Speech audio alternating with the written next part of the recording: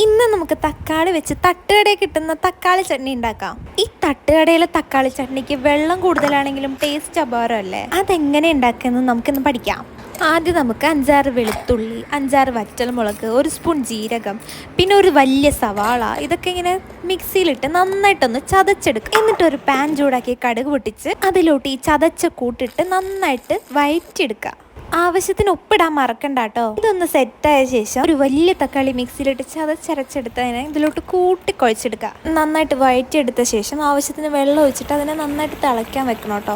നന്നായിട്ട് തിള വരുമ്പോൾ അതിലേക്ക് 1 സ്പൂൺ ദോശമാവ് ആഡ് ചെയ്ത് കൊടുക്കുക. അതാണ് കേട്ടോ ഇതിൻ്റെ ഒരു സീക്രട്ട് ടിപ്പ് എന്ന് പറയുന്നത്. പിന്നെ ആവശ്യത്തിന് വെള്ളം ഒഴിച്ച് മല്ലിയിലൊക്കെ കൂട്ടി വരുമ്പോഴത്തേക്കും കറി റെഡിയായി. അപ്പോൾ തക്കാളി വെച്ചുണ്ടാക്കിയ നമ്മുടെ തട്ടുകട സ്റ്റൈൽ തക്കാളി ചട്നിയും ദോശയും നല്ല ചൂട് ഓംലേറ്റും അടിപൊളിയല്ലേ? അപ്പോൾ ഇഷ്ടമായാൽ സബ്സ്ക്രൈബ് ചെയ്യുക. കൂടെ കുടിക്കോ, ഞാൻ ഇനി വരും.